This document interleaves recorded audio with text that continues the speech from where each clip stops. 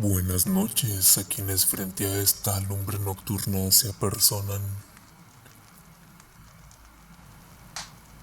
Hoy en especial, apelo al poder de la luz ígnea para que nos proteja, que acepte una fracción de nuestra decadente alma para que se avive, para que su luz fulgure más allá del espectro visible, para que las criaturas de las que hablemos y otras que se pueden escurrir desde los mismos lugares ultramateriales no nos hagan presa en esta noche nublada y de estrellas titilantes.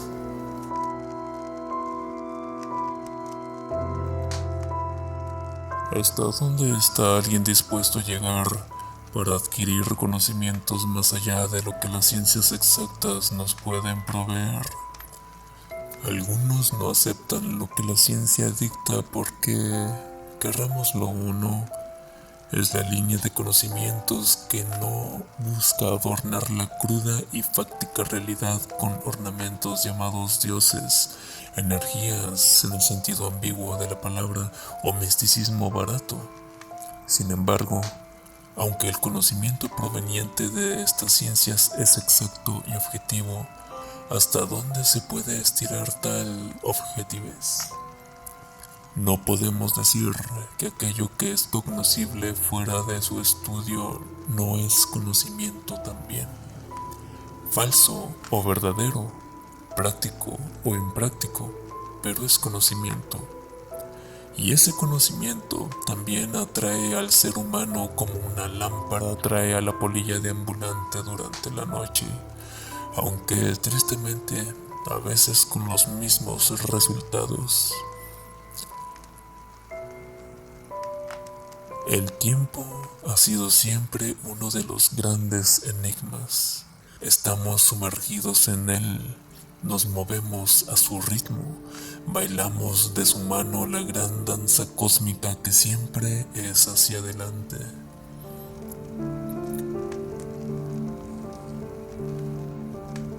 Mucho se ha estudiado y parece que entre más penetramos en sus entrañas, vomita más y más preguntas, cada vez más complejas. No hablaremos en este episodio más acerca de él, pero era menester mencionarlo, ya que es gracias a esta búsqueda que el protagonista de nuestro primer relato, escrito por Frank Belknap Long en 1929 para la revista Weird Tales, termina encarando a la impureza primordial que cobró vida justo después del acto creador, en ese van de desentrañar los secretos del tiempo. Cuídense de cada ángulo y no pierdan de vista ningún vértice si no quieren ser visitados como el Dr. Chalmers por los perros de Tíndalos.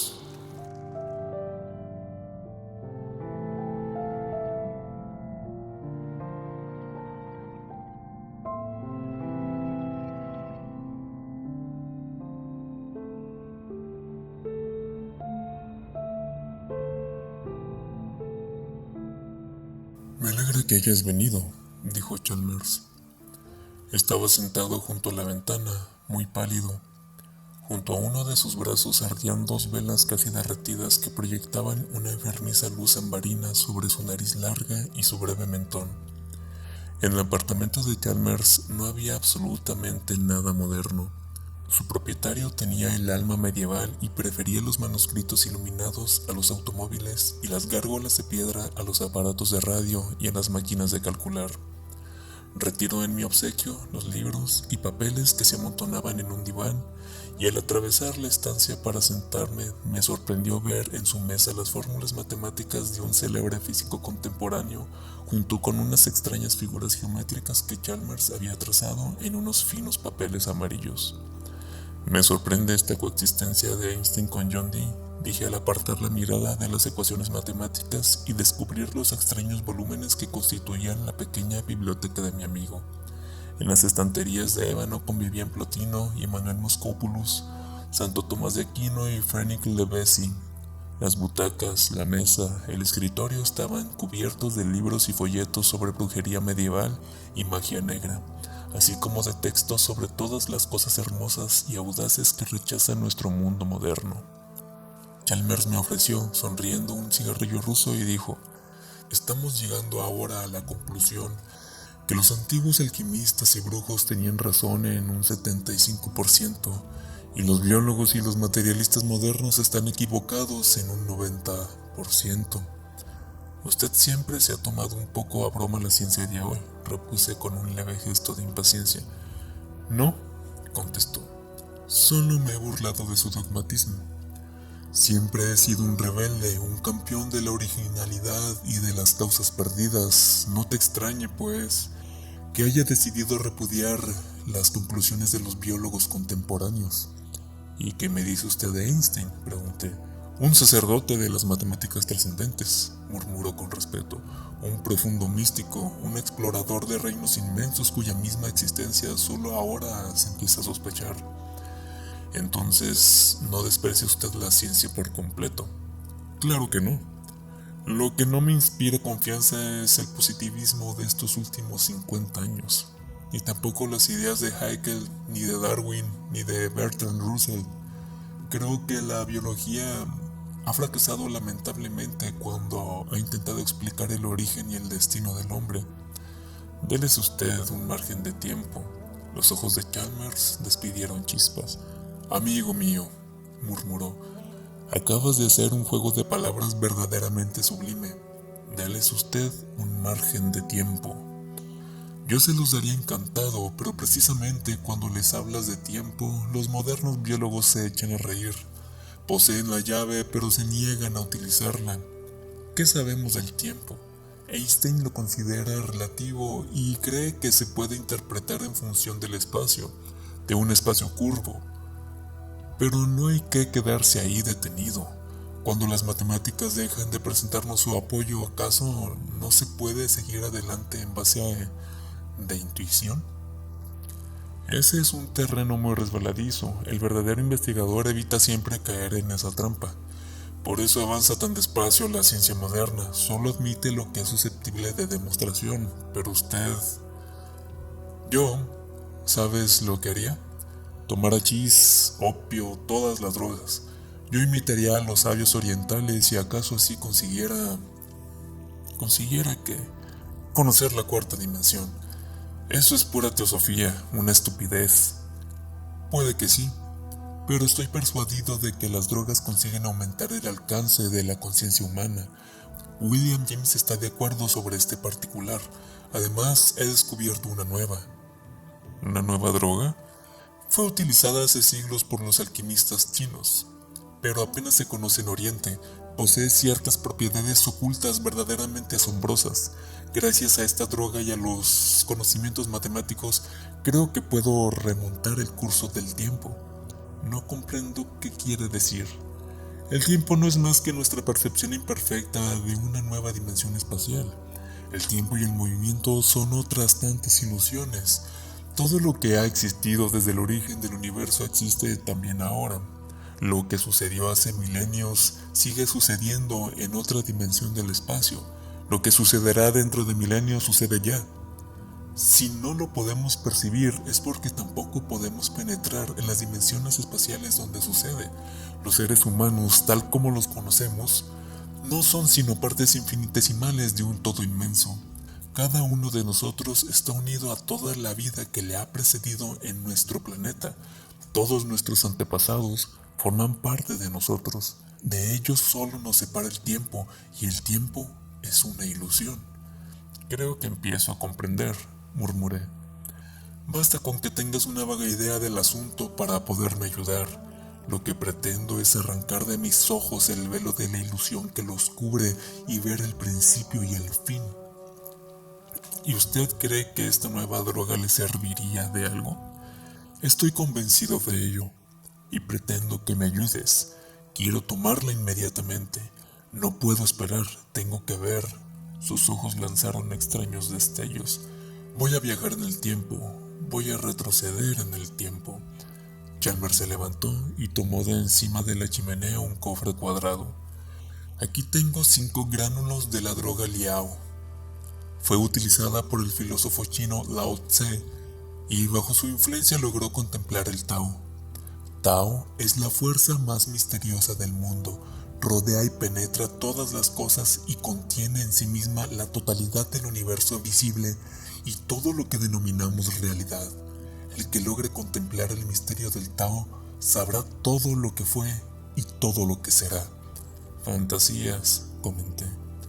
Tao es como un enorme animal reclinado e inmóvil que contiene en sí todos los mundos, el pasado, el presente y el porvenir. A través de una hendidura que llamamos tiempo, percibimos sectores de ese monstruo terrible. Mediante esta droga, voy a ensanchar la hendidura. Contemplaré así el rostro mismo de la vida. Veré la bestia entera, inmensa y agazapada. ¿Y cuál será mi misión? Escuchar, amigo mío, escuchar y anotar todo lo que escuche. Y si me alejo demasiado hacia el pasado, me tendrás que sacudir violentamente para traerme de nuevo a la realidad. Si vieras que estoy sufriendo de dolores físicos intensos, me debes hacer regresar al instante. Chalmers, dije, este experimento no me gusta nada. Va a correr usted un peligro terrible. No creo en la cuarta dimensión ni mucho menos en el Tao. Tampoco apruebo el uso de drogas desconocidas. Para mí no es desconocida, repuso. Conozco sus efectos sobre el animal humano y también sus peligros. La droga en sí no es peligrosa. Yo lo único que temo es extraviarme en el abismo del tiempo, porque has de saber que mi intención es colaborar activamente con la droga. Antes de tomarla me concentraré en los símbolos geométricos y algebraicos que he trazado en el papel. Me enseñó el diagrama que tenía sobre las rodillas, y así prepararé mi espíritu para el viaje transtemporal. Primero me aproximaré todo lo posible a la cuarta dimensión mediante el solo esfuerzo de mi propio ego y luego tomaré la droga que me dará el poder oculto de la percepción. Antes de penetrar en el mundo onírico del misterio oriental dispondré de toda la ayuda matemática que pueda ofrecerme la ciencia.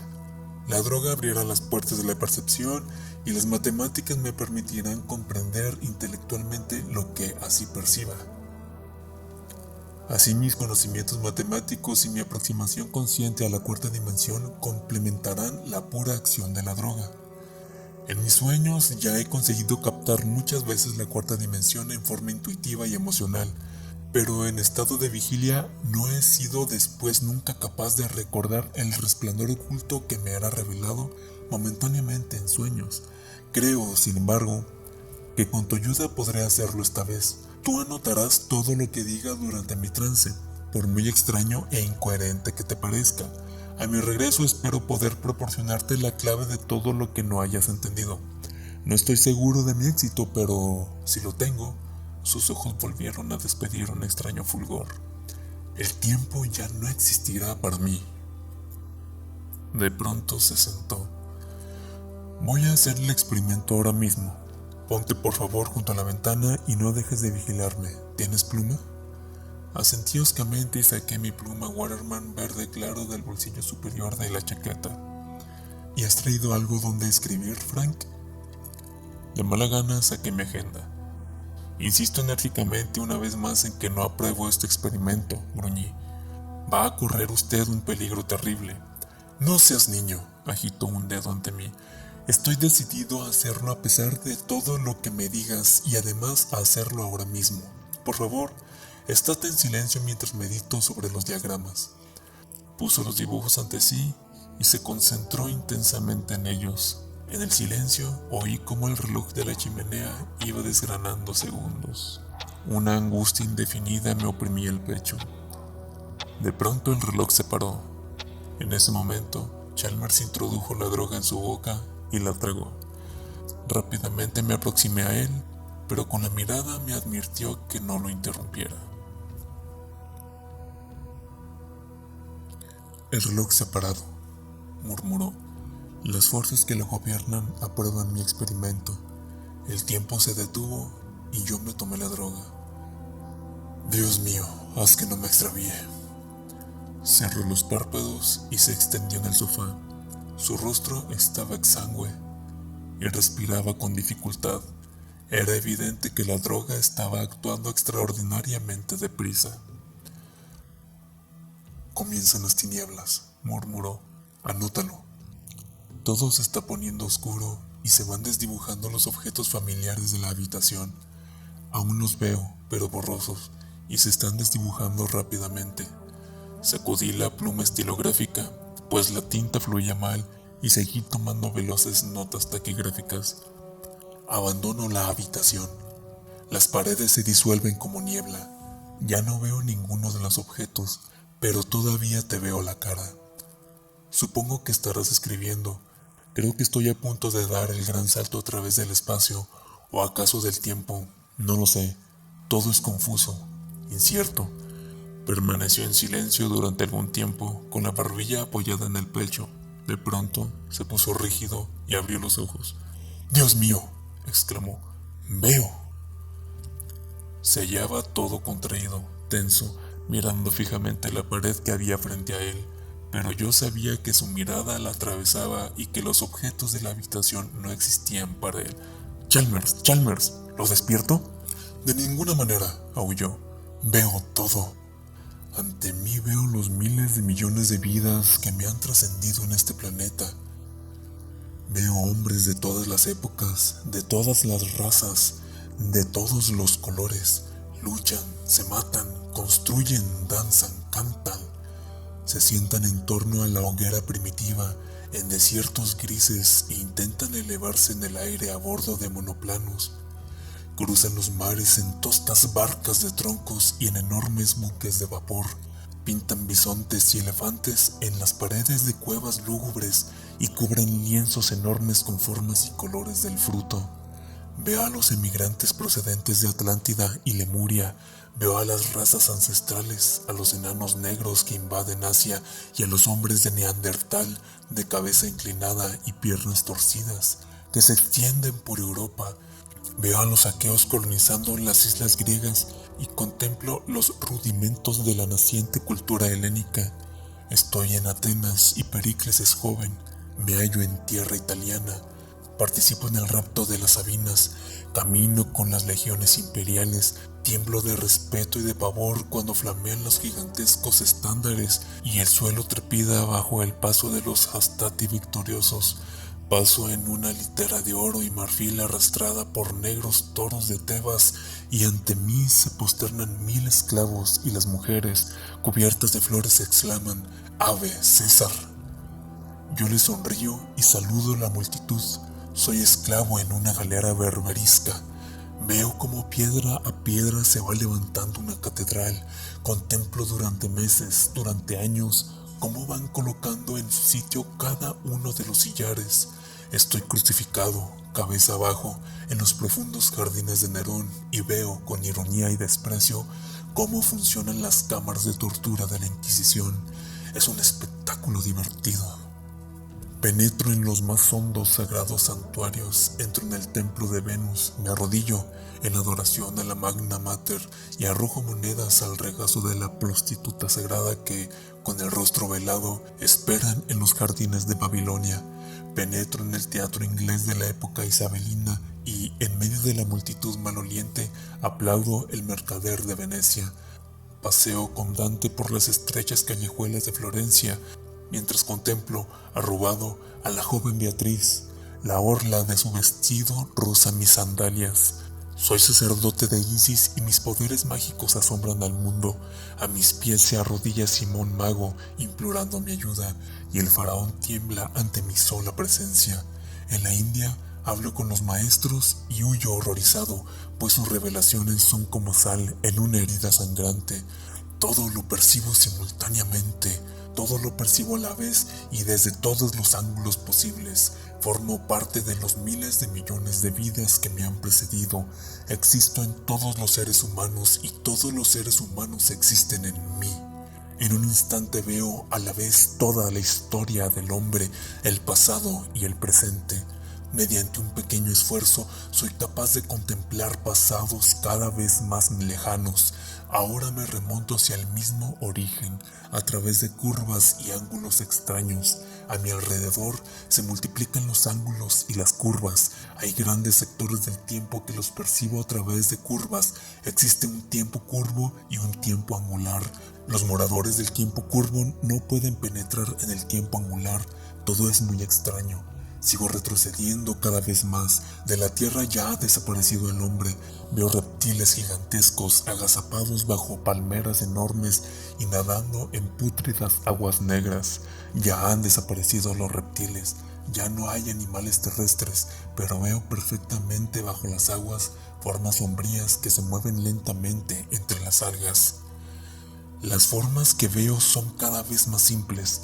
Ahora los únicos seres vivos son células. A mi alrededor hay cada vez más ángulos totalmente ajenos a la geometría humana.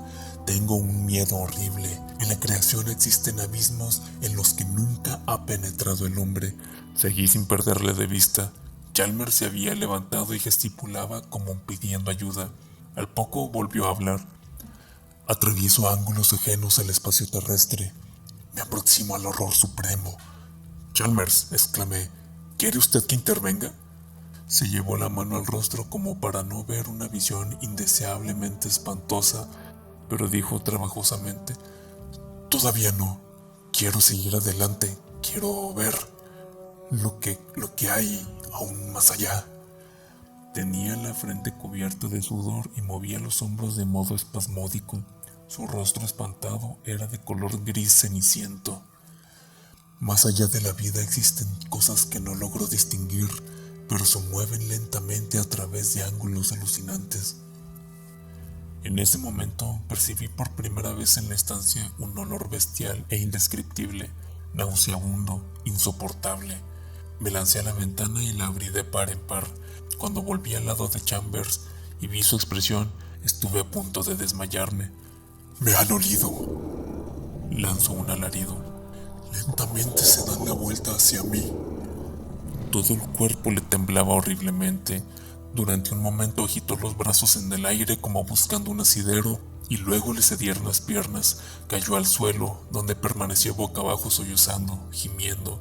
En silencio contemplé cómo se arrastraba por el suelo. En aquellos momentos mi amigo no era un ser humano.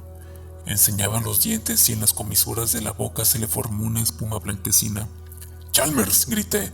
«¡Chalmers, basta ya! ¿Me oye?». Como en respuesta de mi llamada comenzó a emitir unos sonidos roncos y convulsivos, semejantes a ladridos, y a caminar en círculos a cuatro patas en el suelo. Me incliné y le tomé por los hombros, le sacudí violentamente, desesperadamente, y él intentó morderme la muñeca. Me sentía enfermo de horror, pero no le solté, pues temía que se destruyese a sí mismo en un paroxismo de rabia. «Chalmers», murmuré, «basta ya. Está usted en su habitación. Nada malo le puede suceder. ¿Comprende?». A fuerza de sacudirle y de hablarle, logré que la expresión de su locura fuera desapareciendo de su rostro. Tembloroso y convulsivo, quedó como un grotesco montón de carne en el centro de la alfombra china. Le ayudé a caminar hasta su sofá y a tumbarse en él. Su rostro estaba contraído de dolor y me di cuenta de que seguía luchando sordamente contra recuerdos espantosos. «Whisky», murmuró. «Está ahí, en el mueble, junto a la ventana, en el cajón superior de la izquierda».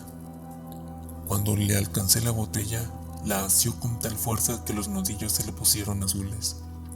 «Casi me atrapan», dijo con la voz entrecortada. Bebió el estimulante a grandes tragos y poco a poco le fue volviendo el color a la cara. «Esa droga», dije, «es el diablo en persona». «No era la droga», gimió. Su mirada ya no era de loco, ahora daba la impresión de un profundo desaliento. «Me han olido a través del tiempo», susurró. «He llegado demasiado lejos». «¿Cómo eran?», pregunté para seguirle la corriente. Se inclinó hacia mí y me agarró el brazo hasta hacerme daño. Otra vez fue dominado por horribles temblores. «No hay palabras para describirlos», murmuró roncamente. «Han sido vagamente simbolizados en el mito de la caída y en cierta forma obscena que a veces aparece grabada en algunas tablillas arcaicas. Los griegos le daban un nombre que ocultaba la impureza esencial de esos seres: la manzana, el árbol, la serpiente, con símbolos de misterio más atroz». Al cabo de unos momentos su voz se convirtió en un aullido. «Frank, Frank, el comienzo se consumó en un acto terrible e inmencionable. Antes del tiempo, el acto, y después del acto. Comenzó a caminar histéricamente por la estancia. Las consecuencias del acto se mueven a través de ángulos en los oscuros recodos del tiempo. Tienen hambre y sed. Chalmers, intenté razonar. Estamos en el tercer decenio del siglo XX, pero él siguió ululando. Tienen hambre y sed. Los perros, deténgalos. Chalmers, ¿quiere usted que llame a un médico? Ningún médico puede ayudarme. Son horrores del alma y, sin embargo, ocultó la cara entre las manos. Son reales, Frank. Los vi durante un momento horrible. Durante un instante he llegado al otro lado. Me encontré en una ribera lívida, más allá del tiempo y del espacio. Había una luz espantosa que no era luz y un silencio hecho de aullidos, y allí los vi. En sus cuerpos flacos y famélicos se encontraban todo el mal del universo. En realidad, no estoy seguro que tuvieran cuerpos, solo los vi un instante, pero los he oído respirar. Durante un momento indescriptible sentí un aliento en mi cara. Se volvieron hacia mí y huí dando alaridos. En un solo instante huí a través de millones de siglos. Pero me han olido. Los hombres despiertan en ellos un hambre cósmica. Hemos escapado momentáneamente del aura impura que los rodea. Tienen sed de todo lo que hay limpio en nosotros, de todo lo que emergió inmaculado de aquel acto. En nosotros hay elementos que no participaron en el acto y ellos los aborrecen. Pero no te imaginas que son literal y prosaicamente malos. En el plano donde habitan no existe el bien y el mal tal como los hemos nosotros concebido. Son lo que en el principio quedó desprovisto de pureza para siempre jamás. Al cometer el acto se convirtieron en cuerpos de muerte, en receptáculos de toda impureza, pero no son malos en el sentido que nosotros damos a esta palabra, porque en las esferas en que se mueven no existen pensamientos, ni moral, ni bueno, ni malo. Allí solo existen lo puro y lo impuro. Lo impuro se representa en ángulos, lo puro en curvas. El hombre, o mejor dicho, lo que hay en él de puro, procede de lo curvo. No te rías, hablo completamente en serio. Me levanté para irme. Mientras iba hacia la puerta dije: me da usted mucha pena, Chalmers, pero no estoy dispuesto a oírle delirar. Le enviaré a mi médico. Es un hombre de edad muy comprensivo y no se ofenderá aunque usted lo mande al diablo. Pero confío en que siga usted las indicaciones que le dé. Se pasa usted una semana descansando en un buen sanatorio y verá qué bien le sienta. Mientras bajaba la escalera, le oí reír. Era una risa tan desprovista de alegría que me hizo llorar.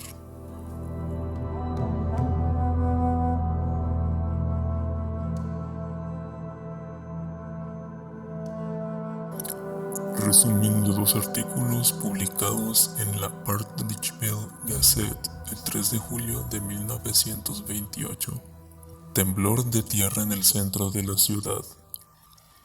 A las 2 de la madrugada de hoy, un violento terremoto ha hecho temblar los barrios céntricos de la ciudad, rompiendo varias ventanas en Central Square y causando graves daños en el tendido eléctrico y en las instalaciones de la red tranviaria.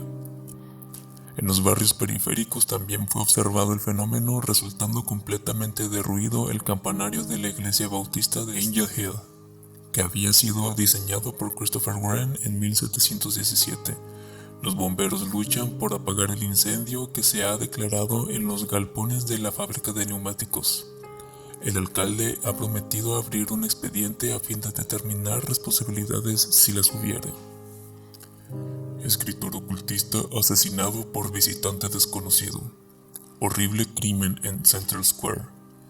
Un misterio impenetrable envuelve la muerte de Halpin Chalmers. A las 9 horas del día de hoy fue hallado el cuerpo sin vida de Halpin Chalmers, escritor y periodista. en una habitación vacía situada encima de la joyería Smithwick and Isaacs, en el número 24 de Central Square. La investigación judicial puso de manifiesto que dicha habitación había sido alquilada amueblada al señor Chalmers el día 1 de mayo último y que el propio inquilino se había deshecho de los muebles hace 15 días.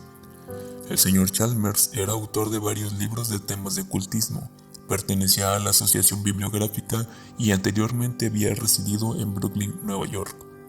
A las 7 de la mañana, el señor L. E. Hancock, inquilino del apartamento situado frente al de Chalmers, en el edificio de Smithwick and Isaacs, sintió un olor especial al abrir la puerta para dejar entrar a su gato y recoger la edición matinal de Partridgeville Gazette. El olor, según afirma, era extremadamente acre y nauseabundo y tan intenso en las proximidades de la puerta de Chalmers que tuvo que taparse la nariz cuando se aventuró por dicha zona del rellano. Estaba a punto de regresar a su propio apartamento cuando se le ocurrió que acaso Chalmers se hubiera olvidado de apagar el gas de su cocina. Considerablemente alarmado por la posibilidad, decidió investigar lo sucedido y, como quiera que nadie contestase sus repetidas llamadas a la puerta de Chalmers, avisó al encargado del edificio. Este último abrió la puerta mediante una llave maestra y ambos penetraron en la habitación de Chalmers. La estancia estaba totalmente desprovista de mobiliario y Hancock asegura que, al ver lo que había en el suelo, se sintió enfermo, teniendo que permanecer el encargado y él asomados un rato a la ventana sin mirar atrás. Chalmers yacía boca abajo en el centro de la habitación. Estaba completamente desnudo y tenía el pecho y los brazos cubiertos de una especie de gelatina azulada.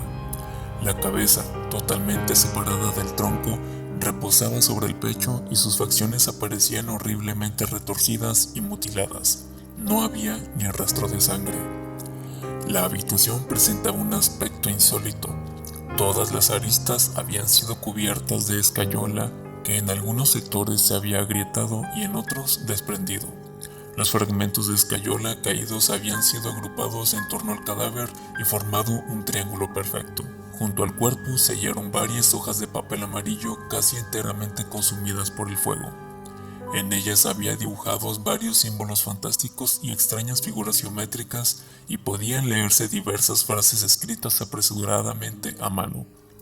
Dichas frases, sin embargo, son tan absurdas que no proporcionan la menor pista sobre el posible autor del crimen. He aquí algunas de tales frases. Vigilo y espero. Estoy sentado junto a la ventana y vigilo las paredes y el techo. No creo que lleguen hasta aquí, pero debo tener cuidado con los Dowells, porque acaso pueden ayudarles a pasar. También los ayudarán los sátiros, y estos pueden avanzar a través de los círculos purpúreos. Los griegos sabían cómo impedirlo. Es lamentable que hayamos olvidado tantas cosas. En otro papel, en el más quemado de los 7 u 8 fragmentos recogidos por el sargento detective Douglas de la policía de Partridgeville, había garrapateado lo siguiente: la escayola se cae. La ha agrietado una vibración terrible. Un terremoto parece. No podía preverlo. Se va yendo la luz de la habitación. Telefonearé a Frank, pero ¿llegará a tiempo? Debo intentarlo. Recitaré la fórmula de Einstein. Rompen. Está pasando. Consiguen atravesar. Sale humo de las esquinas de la pared. Sus lenguas. A juicio del sargento detective Douglas, Chalmers ha muerto envenenado por algún desconocido producto químico. La policía ha enviado muestras de la extraña gelatina azul que cubría el cuerpo de Chalmers al laboratorio químico de Partridgeville y confía en que el informe correspondiente arroje alguna luz sobre este crimen, el más misterioso de los últimos años. Se sabe que Chalmers tuvo un visitante la noche anterior al terremoto, pero su vecino oyó sin lugar a dudas, al pasar ante la puerta, rumor de conversación. El principal sospechoso es, pues, este desconocido visitante, cuya identidad la policía se esfuerza afanosamente por averiguar. Informe del Dr. James Morton, químico y bacteriólogo. Señor juez de instrucción, la sustancia semilíquida que usted me remitió para su estudio es la más extraña que he analizado en mi vida. Presenta ciertas analogías con el protoplasma, pero en ella no se encuentran ni aún indicios de enzimas. Las enzimas son catalizadores de las reacciones químicas que se producen en el seno de la célula viva. Cuando las células mueren, las enzimas las desintegran mediante hidrólisis. Sin enzimas, el protoplasma poseería una vitalidad prácticamente infinita, es decir, sería inmortal. Las enzimas, por así decir, son los elementos negativos del organismo unicelular, que constituyen la base de la vida y, en opinión de los biólogos, sin ellas no puede existir materia viva. Y sin embargo, tales cuerpos indispensables se hallan ausentes de la gelatina viva que usted me remitió. ¿Se da usted cuenta del significado que puede tener este descubrimiento para la ciencia? Fragmento de un manuscrito titulado Los que velan en silencio, original del fallecido Alpin Chalmers. ¿Y si existiese otra forma de vida paralela a la que conocemos, pero carente de los elementos que destruyen la nuestra? ¿Y si en otra dimensión existe una fuerza diferente de la que genera nuestra vida? ¿Y si esta fuerza emite una energía que, procedente de su dimensión desconocida, consigue alcanzar nuestro espacio-tiempo y crear en él una nueva forma de vida celular? Cierto es que no se puede demostrar que la forma nueva de vida exista en nuestro universo, pero yo he visto sus manifestaciones y he hablado con ellas. De hecho, en mi habitación he hablado con Doels, y en mis sueños he contemplado a su creador. Lo he visto en lejanas riberas, más allá del tiempo y la materia. Se mueven a través de curvas extrañas y de ángulos alucinantes. Algún día viajaré en el tiempo y me encontraré con él, cara a cara.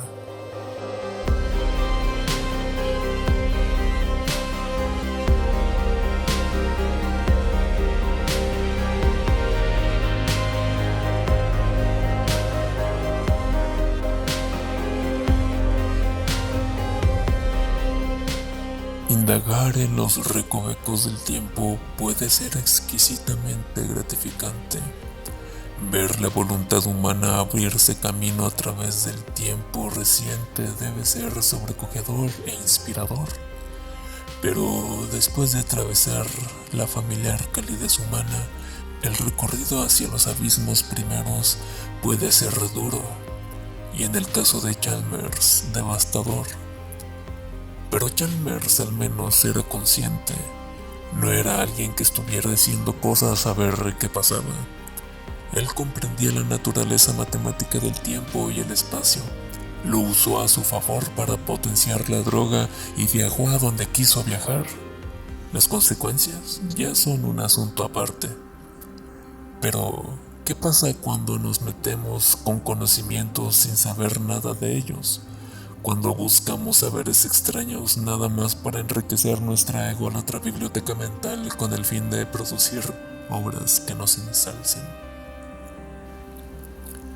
En nuestro segundo relato, un escritor de terror busca afanosamente una fuente para escribir relatos oscuros y siniestros que puedan considerarse reales, obras maestras, sin caer en cuenta en el peligroso callejón oscuro al que se mete y al cual termina arrastrando a un amigo.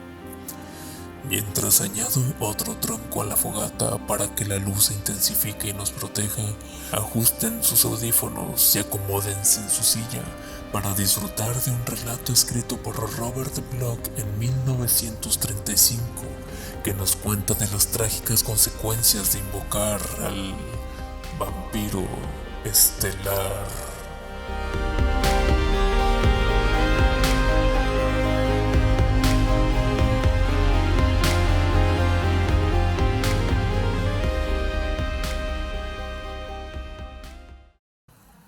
Confieso que solo soy un simple escritor de relatos fantásticos.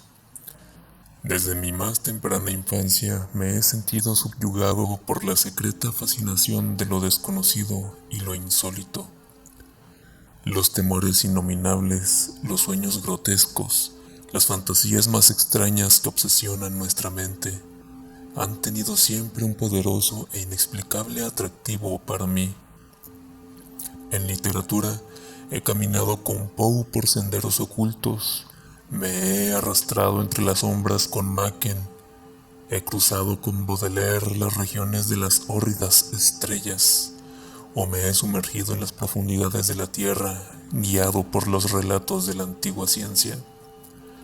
Mi escaso talento para el dibujo me obligó a intentar describir con torpes palabras los seres fantásticos que moran en mis sueños tenebrosos. Esta misma inclinación por lo siniestro se manifestaba también en mis preferencias musicales. Mis composiciones favoritas eran la suite de los planetas y otras del mismo género.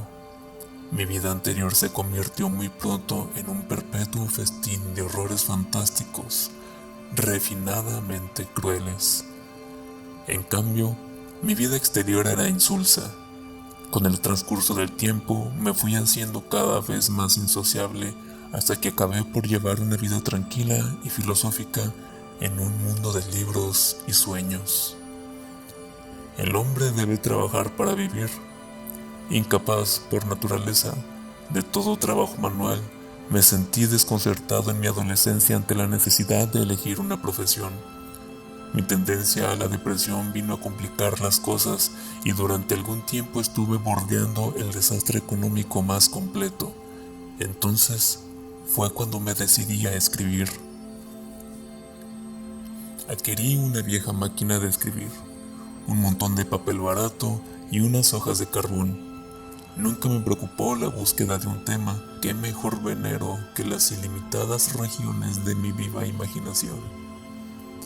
Escribiría sobre temas de horror y oscuridad y sobre el enigma de la muerte. Al menos, en mi inexperiencia y candidez, este era mi propósito. Mis primeros intentos fueron fracasos rotundos. Mis resultados quedaron lastimosamente lejos de mis soñados proyectos. En el papel, mis fantasías más brillantes se convirtieron en un revoltijo insensato de pesados adjetivos y no encontré palabras de uso corriente para expresar el terror portentoso de lo desconocido. Mis primeros manuscritos resultaron mediocres, vulgares. Las pocas revistas especializadas de este género los rechazaron con significativa unanimidad. Tenía que vivir. Lentamente, pero de manera segura, comencé a ajustar mi estilo a mis ideas. Trabajé laboriosamente las palabras, las frases y las estructuras de las oraciones. Trabajé duramente en ello. Pronto, aprendí lo que era sudar. Y por fin, uno de mis relatos fue aceptado. Después un segundo, y un tercero y un cuarto. Enseguida, comencé a dominar los trucos más elementales del oficio y comencé finalmente a vislumbrar mi porvenir con cierta claridad. Retorné con el ánimo más ligero a mi vida de ensueño y a mis queridos libros. Mis relatos me proporcionaban medios un tanto escasos para subsistir y durante cierto tiempo no pedí más a la vida. Pero eso duró poco. La ambición, siempre engañosa, fue la causa de mi ruina.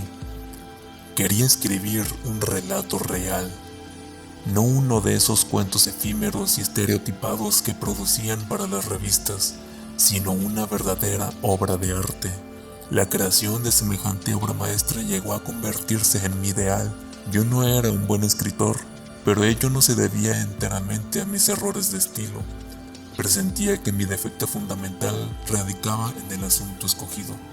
Los vampiros, hombres lobo, los profanadores de cadáveres, los monstruos mitológicos constituían un material de escaso mérito. Los temas e imágenes vulgares, el empleo rutinario de adjetivos y un punto de vista prosaicamente antropocéntrico eran los principales obstáculos para producir un cuento fantástico realmente bueno.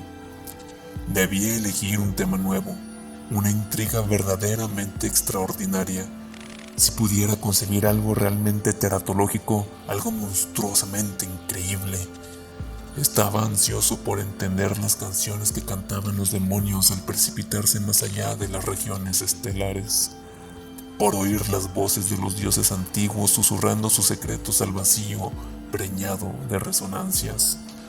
Deseaba vívidamente conocer los terrores de la tumba, el roce de las larvas en mi lengua, la dulce caricia de una podrida mortaja sobre mi cuerpo.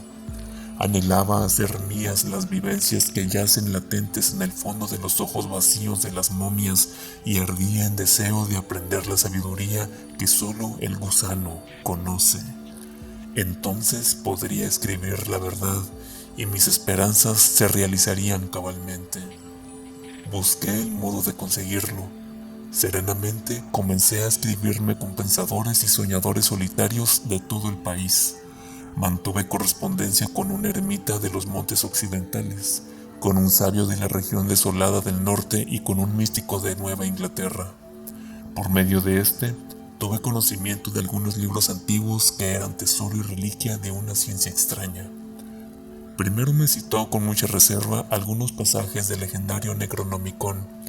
Luego se refirió a cierto libro de Eibon, que tenía fama de superar a los demás por su carácter demencial y blasfemo. Él mismo había estudiado aquellos volúmenes que recogían el terror de los tiempos originales, pero me prohibió que ahondara demasiado en mis indagaciones. Me dijo que, como hijo de la embrujada ciudad de Arkham, donde aún palpitan y acechan sombras de otros tiempos, había oído cosas muy extrañas, por lo que decidió apartarse prudentemente de las ciencias negras y prohibidas. Finalmente, después de mucho insistirle, consintió de mala gana en proporcionarme los nombres de ciertas personas que a juicio podrían ayudarme en mis investigaciones. Mi corresponsal era un escritor de notable brillantez. Gozaba de una sólida reputación en los círculos intelectuales más exquisitos y yo sabía que estaba tremendamente interesado en conocer el resultado de mi iniciativa. Tan pronto como su preciosa lista estuvo en mis manos, comencé una masiva campaña postal con el fin de conseguir libros deseados. Dirigí mis cartas a varias universidades, a bibliotecas privadas, a astrólogos afamados y a dirigentes de ciertos cultos secretos de nombres oscuros y sonoros, pero aquella labor estaba destinada al fracaso. Sus respuestas fueron manifiestamente hostiles. Estaba claro que quienes poseían semejante ciencia se enfurecían ante la idea de que sus secretos fuesen develados por un intruso. Posteriormente, recibí varias cartas anónimas llenas de amenazas e incluso una llamada telefónica verdaderamente alarmante. Pero lo que más me molestó fue el darme cuenta de que mis esfuerzos habían resultado fallidos. Negativas, evasivas, desaires, amenazas. Aquello no me servía de nada. Debía buscar por otra parte. Las librerías. Quizás descubriese lo que buscaba en algún estante olvidado y polvoriento. Entonces comencé una cruzada interminable. Aprendí a soportar mis numerosos desengaños con impasible tranquilidad. En ninguna de las librerías que visité había oído hablar del espantoso Necronomicon, del maligno libro de Eibon, ni del inquietante Cult de Ghouls. La perseverancia acaba por triunfar. En una vieja tienda de Southern Street, en unas estanterías arrinconadas, acabé por encontrar lo que estaba buscando. Allí, encajado entre 2 ediciones centenarias de Shakespeare, descubrí un gran libro negro con tapas de hierro. En ellas, grabado a mano, se leía el título: De Verbis Mysteris, los misterios del gusano. El propietario no supo decirme de dónde procedía el libro aquel. Quizá lo había adquirido hace un par de años en algún lote de libros de segunda mano. Era evidente que desconocía su naturaleza, ya que me lo vendió por $1. Encantado por su inesperada venta, me envolvió el pesado mamotreto y me despidió con amable satisfacción. Yo me marché apresuradamente con mi precioso botín debajo del brazo, lo que había encontrado. Ya tenía referencias del libro. Su autor era Ludwig Prien y había perecido en la hoguera inquisitorial en Bruselas cuando los juicios por brujería estaban en su apogeo. Había sido un personaje extraño, alquimista, nigromante y mago de gran reputación. Alardeaba de haber alcanzado una edad milagrosa cuando finalmente fue inmolado por el fiero poder secular. De él se decía que se proclamaba el único superviviente de la Novena Cruzada y exhibía como prueba ciertos documentos mohosos que parecían atestiguarlo. Lo cierto es que, En los viejos cronicones, el nombre de Ludwig Prin figuraba entre los caballeros servidores de Montserrat, pero los incrédulos lo seguían considerando como un chiflado y un impostor, a lo sumo descendiente de aquel famoso caballero.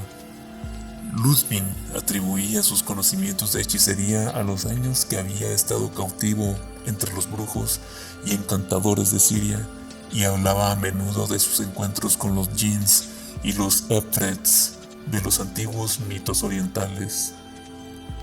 Se sabe que pasó algún tiempo en Egipto, y entre los antones libios circulan ciertas leyendas que aluden a las enseñanzas del viejo adivino en Alejandría. En todo caso, pasó sus postreros días en las llanuras de Flandes, su tierra natal, habitando, lugar muy adecuado, las ruinas de un sepulcro prerromano que se alzaba en un bosque cercano a Bruselas. Se decía que allí moraba en las sombras, rodeado de demonios familiares y terribles sortilegios. Aún se conservan manuscritos que dicen, en forma un tanto evasiva, que era asistido por compañeros invisibles y servidores enviados de las estrellas. Los campesinos evitaban pasar de noche por el bosque donde habitaba. No les gustaban ciertos ruidos que resonaban cuando había luna llena, y preferían ignorar qué clase de demonios se posternaban ante los viejos altares paganos que se alzaban medio desmoronados en lo más oscuro del bosque. Sea como fuere, después de ser apedreado Prin por los esbirros de la Inquisición, nadie vio las criaturas que había tenido a su servicio. Antes de destruir el sepulcro donde había morado, los soldados lo registraron a fondo y no encontraron nada. Seres sobrenaturales, instrumentos extraños, pócimas, todo había desaparecido de la manera más misteriosa. Hicieron un minucioso reconocimiento del bosque prohibido, pero sin resultado. Sin embargo, antes de que terminara el proceso de Prin, saltó sangre fresca en los altares y también en el potro de tormento, pero ni con las más atroces torturas lograron romper su silencio. Por último, cansados de interrogar, arrojaron al viejo hechicero en una mazmorra, y fue durante su prisión, mientras guardaba la sentencia, cuando escribió ese texto morboso y horrible, De Verbis Mysteris, conocido hoy por los misterios del gusano. Nadie se explica cómo pudo lograrlo sin que los guardianes lo sorprendieran, pero un año después de su muerte, el texto fue impreso en Colonia. Inmediatamente después de su aparición, el libro fue prohibido, pero ya se habían distribuido algunos ejemplares de los que sacaron copias en secreto. Más adelante, se hizo una nueva edición, censurada y expurgada, de suerte que únicamente se considera auténtico el texto original latino. A lo largo de los siglos, han sido muy pocos los que han tenido acceso a la sabiduría que encierra este libro. Los secretos del viejo mago solo son conocidos por algunos iniciados, quienes, por razones muy concretas, se oponen a todo intento de propagarlos. Este era, en resumen, lo que sabía del libro que había venido a parar a mis manos. Aún como mero coleccionista, el libro representaba un hallazgo fenomenal, pero, desgraciadamente, no podía juzgar su contenido porque estaba en latín. Como solo conozco unas cuantas palabras sueltas de esta lengua, al abrir sus páginas mohosas me tropecé con un obstáculo insuperable. Era exasperante poseer aquel tesoro de saber oculto y no tener la clave para desentrañarlo. Por el momento, me sentí desesperado. No me seducía la idea de poner un texto de semejante naturaleza en manos de un latinista de la localidad. Más tarde, tuve una inspiración. ¿Por qué no coger el libro y visitar a mi amigo para solicitar su ayuda? Él era un erudito, leía en su idioma a los clásicos y probablemente las espantosas revelaciones de Prin le impresionaban menos que a otros. Sin pensarlo más, le escribí apresuradamente y muy poco después recibí su contestación. Estaba encantado de ayudarme. Por encima de todo, debía ir inmediatamente. Providence es un pueblo agradable. La casa de mi amigo era antigua, de un estilo georgiano bastante caro. La planta baja era una maravilla de ambiente colonial. El piso alto, sombreado por las dos vertientes de tejado e iluminado por una amplia ventana, servía de estudio a mi anfitrión. Allí reflexionamos durante la espantosa y memorable noche de aquel pasado abril, junto a la gran ventana abierta a la mar azulada. Era una noche sin luna, una noche lívida en que la niebla llenaba la vacía oscuridad de sombras aladas. Todavía puedo imaginar con nitidez la escena. La pequeña habitación iluminada por la luz de las lámparas, la mesa grande, las sillas de alto respaldo, los libros tapizaban las paredes, los manuscritos se apilaban aparte en archivadores especiales. Mi amigo y yo estábamos sentados junto a la mesa ante el misterioso volumen. El delgado perfil de mi amigo proyectaba una sombra inquieta en la pared y su semblante de cera adoptaba a la luz mortecina una apariencia furtiva. En el ambiente flotaba como el presagio de una portentosa revelación. Yo sentía la presencia de unos secretos que acaso no tardarían en revelarse. Mi compañero era sensible también a esa atmósfera expectante. Los largos años de soledad habían agudizado su intuición hasta un extremo inconcebible.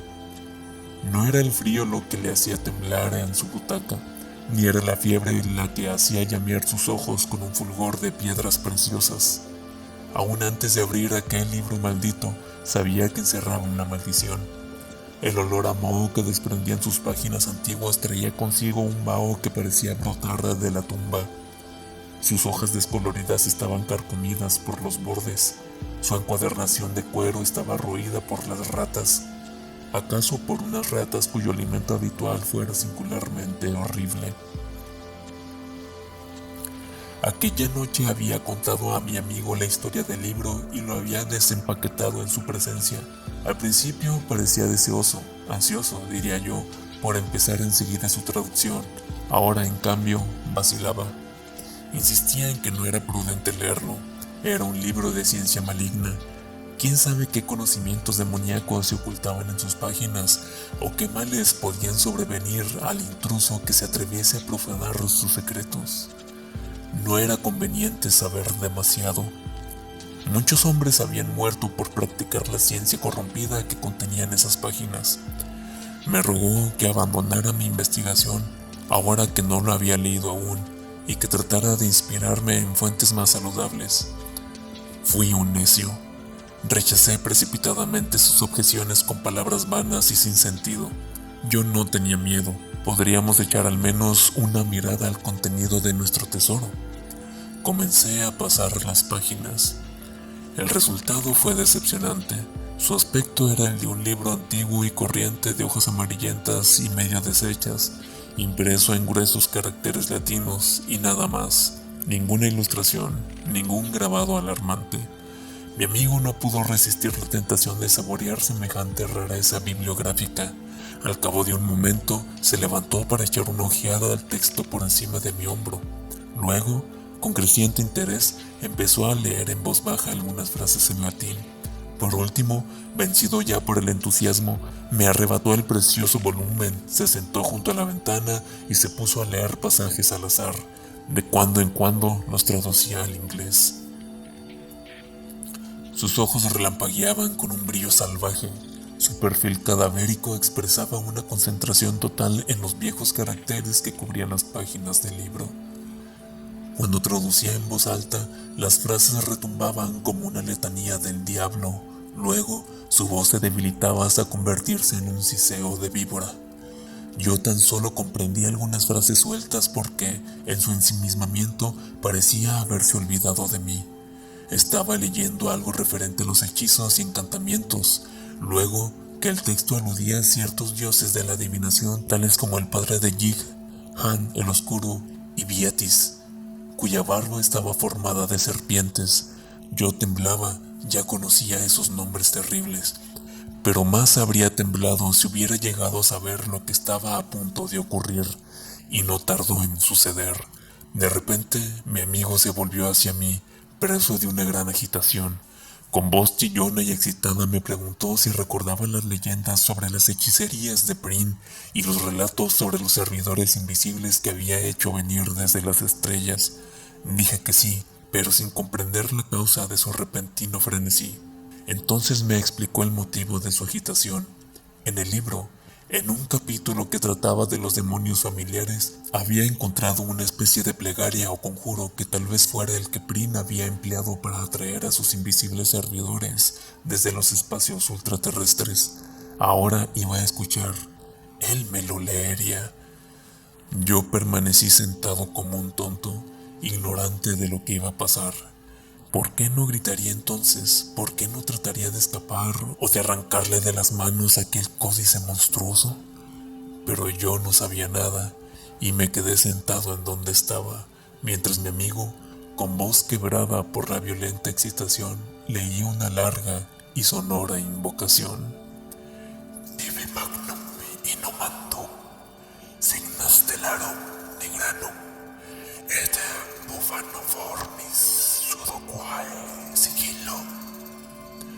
El ritual siguió adelante. Las palabras se alzaron como aves nocturnas de terror y muerte. Temblaron como llamas en el aire tenebroso y contagiaron su fuego letal a mi cerebro. Los acentos atronadores de mi amigo producían un eco infinito más allá de las estrellas remotas. Era como si su voz, a través de enormes puertas primordiales, alcanzaran regiones exteriores a toda dimensión en busca de su oyente y lo llamara a la tierra. ¿Era todo una ilusión? No me paré a reflexionar. Y aquella llamada, proferida de manera casual, obtuvo respuesta. Apenas se había apagado la voz de mi amigo en nuestra habitación cuando sobrevino el terror. El cuarto se tornó frío. Por la ventana entró aullando un viento repentino que no era de este mundo. En él cabalgaba como un plañido, como una nota perversa y lejana. Al oírla, el semblante de mi amigo se convirtió en una pálida máscara de terror. Luego, las paredes crujieron y las hojas de las ventanas se combaron ante mis ojos atónitos. Desde la nada que se abría más allá de la ventana, llegó un súbito estallido de lúbrica brisa, unas carcajadas histéricas que parecían producto de la más completa locura. Aquellas carcajadas que no profería boca alguna alcanzaron la quintesencia del horror. Lo demás ocurrió a una velocidad pasmosa. Mi amigo se lanzó hacia la ventana y comenzó a gritar, manoteando como si quisiera zafarse del vacío. A la luz de las lámparas vi sus rasgos contraídos en una mueca de loca agonía. Un momento después, su cuerpo se levantó del suelo y comenzó a doblarse hacia atrás en el aire hasta un grado imposible. Inmediatamente sus huesos se rompieron con un chasquido horrible y su figura quedó colgando en el vacío. Tenía los ojos vidriosos y sus manos se crispaban compulsivamente como si quisieran agarrar algo que yo no veía. Una vez más se oyó aquella risa besánica, pero ahora provenía de dentro de la habitación. Las estrellas oscilaban en roja angustia. El frío silbaba estridente en mis oídos. Me encogí en mi silla, mis ojos clavados en aquella escena aterradora que se desarrollaba frente a mí. Mi amigo empezó a gritar. Sus alaridos se mezclaban con aquella risa perversa que surgía del aire. Su cuerpo combado, suspendido en el espacio, se dobló nuevamente hacia atrás mientras la sangre brotaba de su cuello desgarrado como agua roja de un surtidor. Aquella sangre no llegó a tocar el suelo. Se detuvo en el aire y cesó la risa, que se convirtió en un gorgoteo nauseabundo. Dominado por el vértigo del horror, lo comprendí todo. La sangre estaba alimentando a un ser invisible del más allá. ¿Qué entidad del espacio había sido invocada tan repentina e inconscientemente? ¿Qué era aquel monstruo vampírico que no podía ver? Después, aún tuvo lugar una metamorfosis espantosa. El cuerpo de mi amigo se encogió, marchito ya y sin vida. Por último, cayó en el suelo y quedó horriblemente inmóvil. Pero en el aire de la estancia sucedió algo pavoroso. Junto a la ventana, en el rincón, se hizo visible un resplandor rojizo, sangriento. Muy despacio, pero en forma continua, la silueta de la presencia fue perfilándose cada vez más a medida que la sangre iba llenando la trama de la invisible entidad de las estrellas. Era una inmensidad de gelatina palpitante, húmeda y roja, una burbuja escarlata con miles de apéndices, unas bocas que abrían y cerraban con horrible codicia. Era una cosa hinchada y obscena, un bulto sin cabeza, sin rostro, sin ojos, una especie de buche ávido, dotado de garras que había brotado del cielo estelar. La sangre humana con la que se había nutrido revelaba ahora los contornos del comensal. No era espectáculo para presenciarlo un humano. Afortunadamente para mi equilibrio mental, aquella criatura no se demoró ante mis ojos. Con un desprecio total por el cadáver flácido que yacía en el suelo, asió el espantoso libro con un tentáculo vicioso y retorcido y se dirigió a la ventana con rapidez. Allí comprimió su tembloroso cuerpo de gelatina a través de la abertura, desapareció y oí una risa burlesca y lejana, arrastrada por las ráfagas del viento, mientras regresaba a los abismos de donde había venido. Eso fue todo. Me quedé solo en la habitación ante el cuerpo roto y sin vida de mi amigo. El libro había desaparecido. En la pared había huellas de sangre y abundantes salpicaduras en el suelo. El rostro de mi amigo era una calavera ensangrentada vuelta hacia las estrellas. Permanecí largo rato sentado en silencio antes de prender fuego a la habitación. Después me marché. Me reí porque sabía que las llamas destruirían toda huella de lo ocurrido. Yo había llegado aquella misma tarde. Nadie me conocía ni me había visto llegar. Tampoco me vio nadie partir, ya que huí antes de que las llamas empezaran a propagarse. Anduve horas y horas sin rumbo por las torcidas calles, sacudido por una risa idiota. Cada vez que divisaba las estrellas inflamadas, cruelmente jubilosas, que me miraban furtivamente a través de los desgarrones de la niebla fantasmal. Al cabo de varias horas, me sentí lo bastante calmado para tomar el tren. Durante el largo viaje de regreso estuve tranquilo, y lo he estado igualmente ahora, mientras escribía esta relación de los hechos. Tampoco me alteré cuando leí en la prensa la noticia de que mi amigo había fallecido en un incendio que destruyó su vivienda. Solamente a veces, por la noche, cuando brillan las estrellas, los sueños vuelven a conducirme hacia un gigantesco laberinto de horror y locura. Entonces tomo drogas, en un vano intento por disipar los recuerdos que me asaltan mientras duermo. Pero esto tampoco me preocupa demasiado, porque sé que no permaneceré mucho tiempo aquí. Tengo la certeza de que veré, una vez más, aquella temblorosa entidad de las estrellas. Estoy convencido de que pronto volverá para llevarme a esa negrura que es hoy morada de mi amigo. A veces deseo vividamente que llegue ese día, porque entonces aprenderé yo también, de una vez para siempre, los misterios del gusano.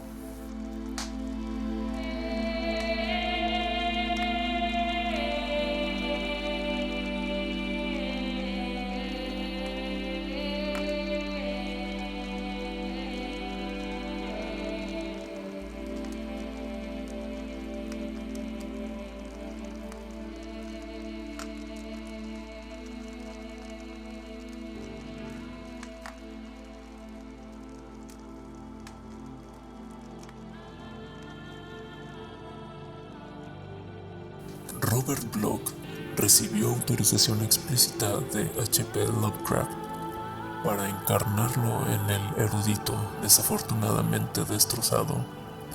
Una singular amistad, sin duda. La adquisición de conocimientos es un deleite. Saber varios idiomas, por ejemplo, nos regala la capacidad de poder leer a grandes pensadores en su idioma original, conocer las palabras exactas que quisieron emplear para dar forma a sus poemas, novelas, manifiestos, etc. Pero también, en ocasiones, este conocimiento significa la llave de puertas que develan terrores indeseables, como le sucedió al avatar de Lovecraft en el anterior relato. En conclusión, piénsenlo bien antes de adentrarse en oscuros asuntos o en terrenos no explorados. Podrían toparse con algún perro de Tíndalos que los olfatee a través del tiempo hasta su hogar, o traer al mundo algún ser de esas esferas exteriores que solo venga y se dé un festín con la sangre de algún amigo. Piénsenlo 2 veces, o 3, o 4. Nunca está de más. Gracias por asistir a nuestra reunión alrededor de la fogata. Vuelvan a casa pronto y con cuidado y reflexivos. Solo por hoy apagaré yo la fogata, y si una bestia del más allá me hace escapar despavorido, adoptaré al gato de humo que de ella nazca. Pero ustedes no hagan oídos sordos si en un descuido, en la quietud de la noche y sin sonido, oyen el susurro de algún fantasma de acero. Nos escuchamos cuando la hoguera relumbre de nuevo.